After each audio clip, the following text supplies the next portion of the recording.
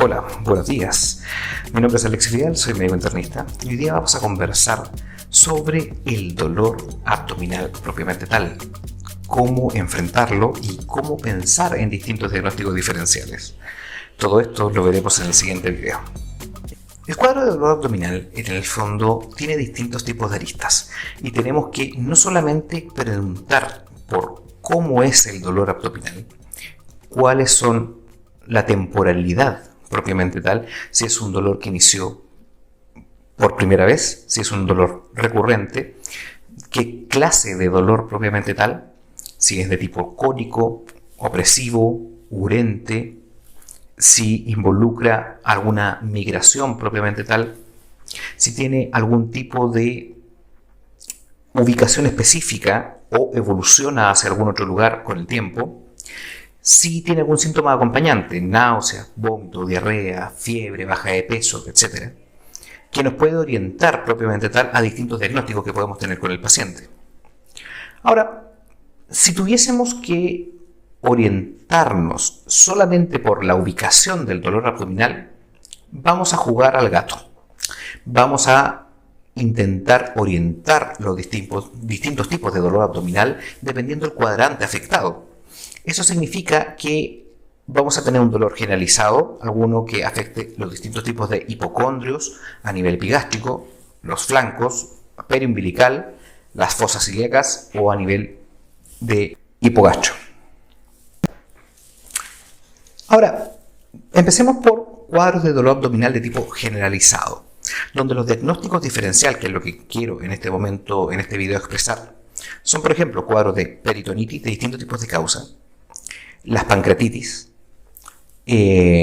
A pesar de que el dolor de la pancreatitis es más un dolor en faja a nivel que empieza a nivel epigástrico y se extiende como si fuese un cinturón, puede presentar también un dolor abdominal generalizado.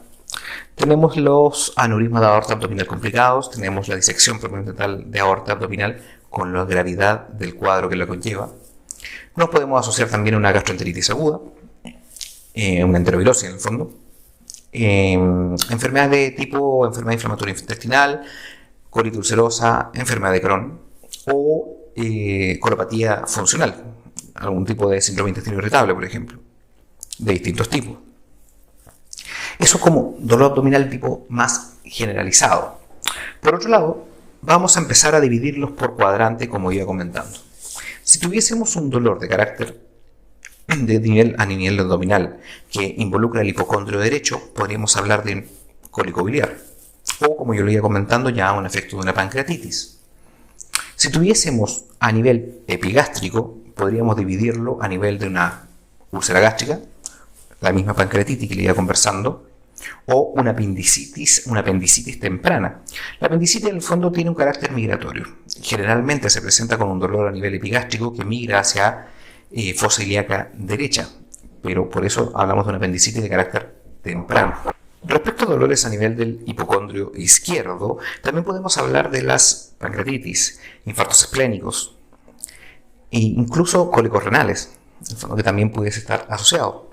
Ahora, a nivel de los flancos, propiamente tal, si nos vamos al flanco derecho, también los cálculos renales en el fondo a nivel ureteral podrían ser un síntoma desbordante, una infección urinaria alta como una pilonefritis, con su puño y percusión positiva al examen físico.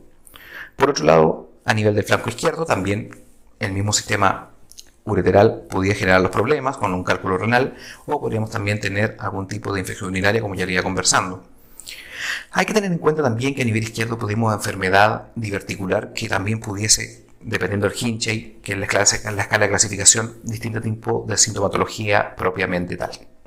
A nivel periumbilical, las úlceras gástricas son muy frecuentes en el fondo, pero generalmente van asociados a algún tipo también de hemorragia digestiva secundaria. Si tuviésemos que irnos hacia las fosas ilíacas, tenemos la fosa ilíaca derecha, donde tenemos una apendicitis de carácter tardío, una patología inflamatoria pélvica, un PIP, en contexto de un absceso tubovárico, por ejemplo, a nivel femenino, o una hernia inguinal complicada. A nivel de el hipogastrio podemos tener también una cistitis aguda, una patología inflamatoria pélvica, Y a nivel de la fosa ilíaca izquierda podíamos encontrarnos también con la enfermedad diverticular que les iban conversando, la misma patología inflamatoria pélvica o las hernias inguinales complicadas. Hay que también entender que esto es una clasificación muy general de patologías más frecuentes que pudiesen llegar a ocurrir o las más importantes a descartar propiamente tal. Sin embargo, el espectro de patologías es bastante amplio y tenemos que tener varias consideraciones como los que ya le iba conversando al principio. Quédate con nosotros, vamos a seguir subiendo videos para poder orientarte en tus diagnósticos diferenciales. Nos vemos, deja tu like.